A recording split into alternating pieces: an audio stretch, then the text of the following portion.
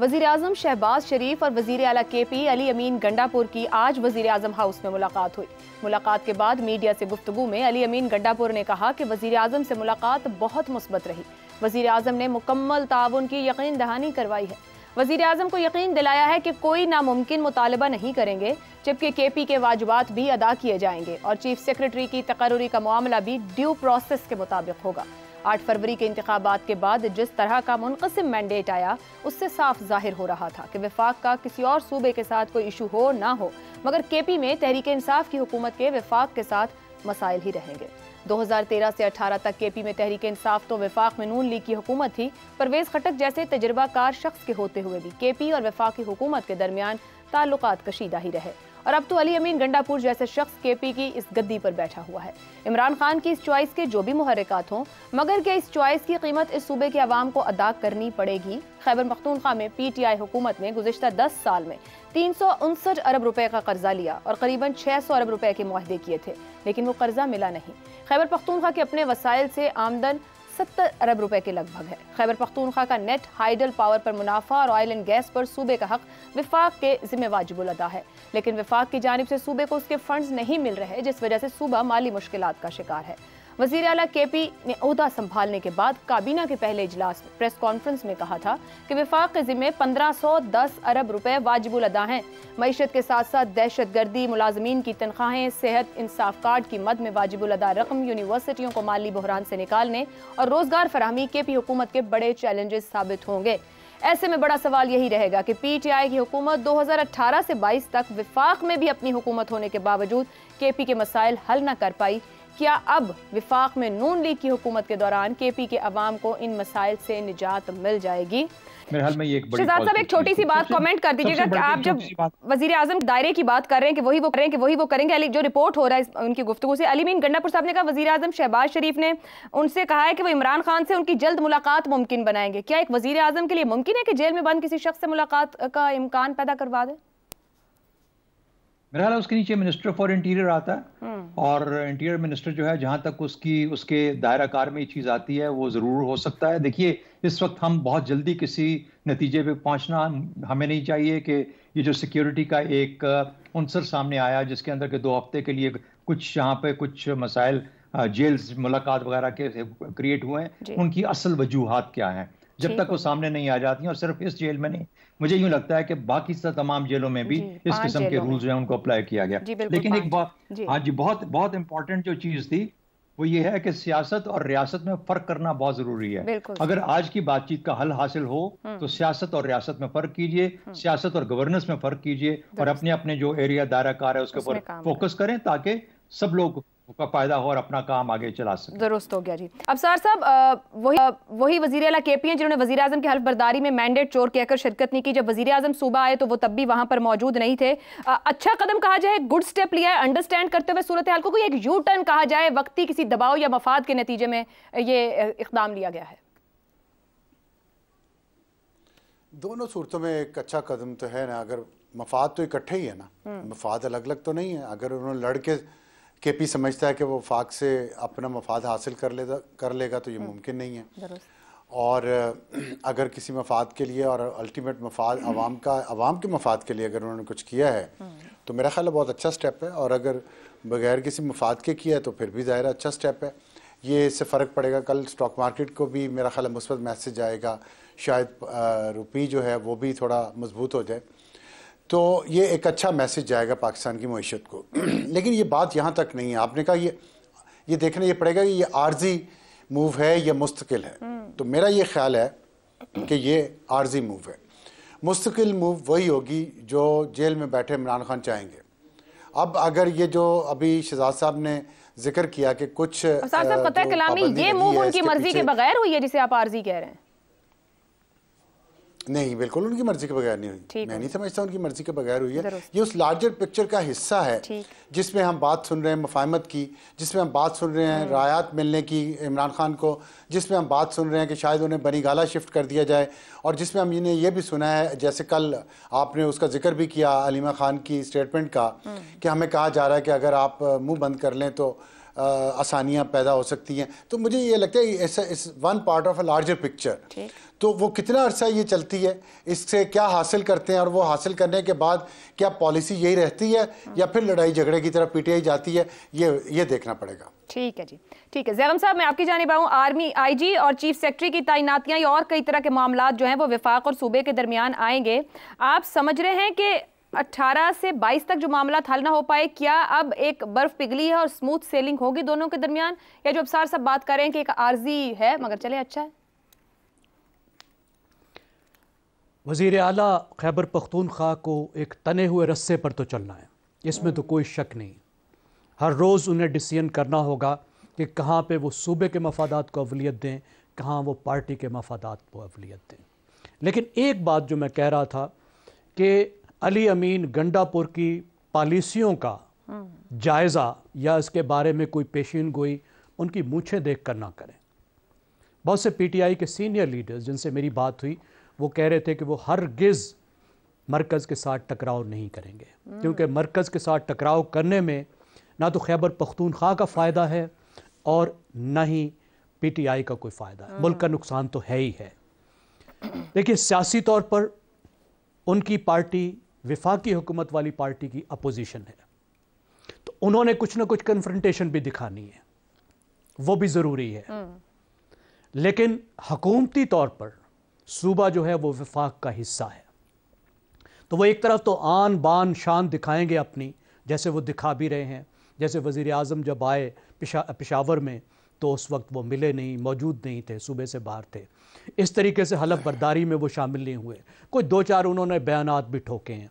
इस तरह की चीज़ें तो आप तवक्को रखें कि जिसको कहते हैं ना पॉस्चरिंग, वो पॉस्चरिंग तो वो ज़रूर करेंगे।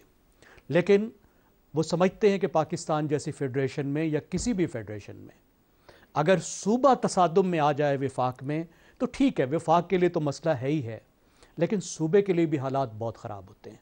विफाक उसको बहुत परेशान कर सकता है, क्योंकि पाकिस्तान में तमाम सूबों का जो उनकी 90% से ज़्यादा आमदनी है वो विफाक से होकर आती है, विफाक से आती है।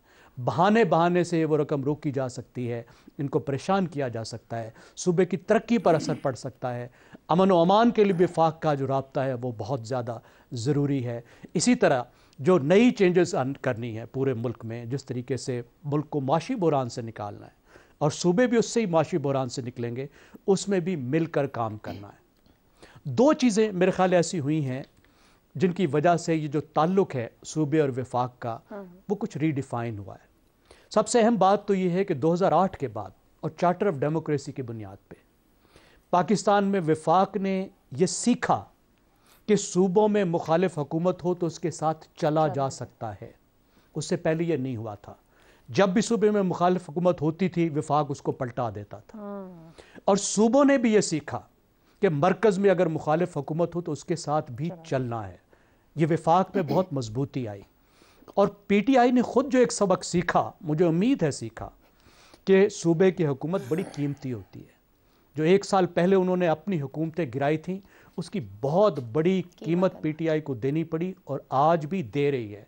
तो मेरा ख्याल है उनको ये समझ आई होगी कि ये हुकूमत कितनी कीमती है और यहाँ पर अगर डिलीवर करेंगे तो कल को इलेक्शन में भी बेहतर परफॉर्म करेंगे। 2018 में जो इलेक्शन में परफॉर्मेंस थी पीटीआई की, उसका एक हद तक जो इन्हिसार था वो इस बात पर था कि वो केपी को एक मॉडल के तौर पे पेश करते थे। वो दिखाते थे, वो कहते थे कि देखो केपी में हमने ये कर दिया, वो कर दिया, कैसी गवर्नेंस कर दी, कैसी पुलिस है। यानी उनका दावा था और बहुत से पाकिस्तान के लोगों ने इसको माना, पंजाब के बहुत से लोगों ने इसको माना और इस बुनियाद पर उनकी सपोर्ट की। तो मुझे ये उम्मीद है इस वक्त कि अगरचे वो पॉलिटिकल अपोजिशन करेगी पीटीआई केपी में, वो कोशिश करेगी कि उनके जो चेयरमैन हैं इमरान खान, उनके लिए कोई आसानी का रास्ता निकले, पार्टी के लिए आसानी का रास्ता निकले, वो सूबाई हुकूमत की लिवरेज इस्तेमाल करें, लेकिन वो किसी भी तौर पर कन्फ्रंटेशन में नहीं जाएंगे। ठीक हो गया, महाजराई कोई इख्तियार नहीं करेंगे। इफ्तिखार साहब, एहसन इकबाल ने जब गुफ्तगू की तो उन्होंने कहा 2 लफ्ज़ों में कह दिया जाए कि जो मुलाकात हुई सियासत अपनी अपनी मगर रियासत सांझी है। क्या आप कहेंगे मुस्बत मुलाकात है, पीटीआई नून लीग के दरमियान बर्फ पिघलेगी? देखिए, मैं तो डेमोक्रेट हूँ, मैं डेमोक्रेसी में यकीन रखता हूँ और मैं चाहता हूँ कि सूबे और वफाक के दरमियान जो तल्लुकात हैं उनकी जो बुनियाद आइन में तय हो गई है उस पर अमल हो। अगर सूबा ये कहता है कि मेरे कुछ पैसे वफाक ने देने हैं, तो वफाक ने वो पैसे देने हैं, एक सूबे के नहीं देने हैं, हर उस सूबे के देने हैं जिसके पैसे वफाक की तरफ हैं। ये बिल्कुल हक है उनका। और यही हम समझते हैं कि जो तरमीम है जिसको लोग अपोज़ भी करते हैं 18वीं तरमीम को, मैं उसको सपोर्ट करता हूँ कि वहाँ पे ये जो हक उनको मिला है, जो एहसास उनको दिया गया है, जो वादा उनसे किया गया है आइनी तौर पे, हमें उसको पूरा करना होगा। खा खैबर पख्तूनख्वा हो, खा बलूचिस्तान हो, खा सिंध हो, खा पंजाब हो। ये इस हद तक मुस्बत है। लेकिन सवाल है कि जिसके ये चाहने वाले हैं उसका रवैया आज भी क्या था। आज भी उसका रवैया बड़ा एग्रेसिव था। उसने अदारों के बारे में कहा मुल्क के अदारे ख़त्म हो चुके हैं, कि जो कुछ भी हो रहा है, तकरीबन उसके लफ्ज़ ऐसे हैं, जो कुछ भी हो रहा है ये खेल तमाशा है।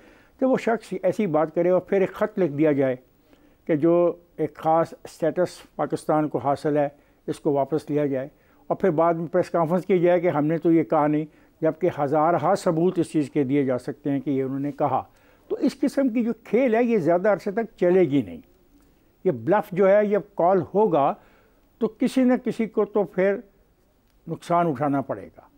तो जब वो नुकसान का मरला आएगा तो फिर देखने के अली अमीन गंडापुर कहाँ खड़े होते हैं। क्या वो रियासत के साथ खड़े होते हैं या सियासत के साथ खड़े होते हैं। मैं उम्मीद करता हूँ कि वो रियासत के साथ खड़े होंगे। वो खैबर पख्तूनख्वा के आवाम की भलाई और बेहतरी के लिए जो मुतालबा कर रहे हैं अपने हकूक़ का मसला, आज उन्होंने लोड शेडिंग के बारे में बात की, बड़ा एक बुनियादी इशू है आवाम का, बिल्कुल हल होना चाहिए। तो मैं समझता हूँ उनको भी फैसला करने में दिक्कतें आएंगी, क्योंकि उनकी जो क़यादत है वो ऐसे बातें करने की आदी हो गई है कि तोड़ दो, फोड़ दो, छीन लो, खेल बना लो। ऐसा नहीं हो सकता। और ये बड़ी अच्छी बात की हमारे कुलीग ने कि उन्होंने सीखा कि असेंबलियों से बाहर निकलने का नुकसान होता है, सिस्टम का हिस्सा बने हैं, असेंबलियों को तोड़ने से नुकसान होता है। तो मैं तो पहले दिन से कह रहा हूँ, जिस दिन से हुकूमतें बनी हैं, पार्लियामेंट आओ, फ्लोर पे बात करो, अपने मुतालबात रखो और उन मुतालबात को मनवाने के लिए आइनी दायरे में रहो। आइन से बाहर मत जाओ। आइन से बाहर जाओगे तो फिर आइन की रखवाली करने वाले अदारे और आइन की रखवाली करने वाले लोग फिर आइन की रखवाली करेंगे, और उस रखवाली में अगर कोई तसादम होता है तो उसकी जिम्मेदारी उन लोगों पे पैदा होगी जो आइन से बाहर जाके खेलना चाहें। इफ्तिखार साहब, आपको क्या लगता है, दबाव में है, ये शॉर्ट टर्म है उनका, या आप समझ रहे हैं कि समझ गए हैं और चलना है? क्योंकि एक कल का अगर आपको भी याद हो जो रिपोर्ट हो रहा था कि उनके खिलाफ एक केस भी सामने आ गया जिसकी हेयरिंग भी इलेक्शन कमीशन में हो गई है, बतौर सीएम वो बरकरार रह पाएंगे नहीं, ये एक और मामला जो उनके लिए सामने खड़ा है। देखिए, अफसार की एक कोई सोच है और मेरी भी सोच यही है कि मैं जब आइन की बात कर रहा हूँ ना जी, तो आइन के ताबे जो फिर कवानीन में उनकी भी बात कर रहा हूँ। अगर आइन के तहत बनने वाले कवानीन में किसी को सज़ा होती है तो फिर सज़ा होती है, और अगर नहीं होती तो फिर नहीं होती है। मैं इतनी सादा बात की है नहीं, बिल्कुल सादा बात नहीं की है। मैं बिलीव करता हूँ, मेरा ये यकीन है, मेरा यकीन कामल है, मेरा यकीन कामल है। अगर जुल्फ़िकार अली भुट्टो को फांसी देने का गलत फैसला न किया जाता तो आज हम कहीं और खड़े होते। अगर उसको गिरफ्तार कर ही लिया गया था आइन के तहत और कानून के तहत, अगर 109 का वो मुजरिम ठहराया गया था तो 109 के तहत सजा मिलनी चाहिए थी। ठीक, 109 के तहत सजाए मौत नहीं हो सकती। जब जजेस के दरमियान इख्तिलाफ था तो फिर ये बेहतर था कि उसकी सजा को तब्दील कर दिया जाता। तो इसलिए मैं बार बार लफ्ज़ आइन और कानून का इस्तेमाल करता हूँ, क्योंकि मैं समझता हूँ कि रियासत आइन और कानून के मुताबिक चल सकती है। आइन और कानून से बाला तर अगर कोई फैसला हुआ तो इस रियासत को नुकसान होगा।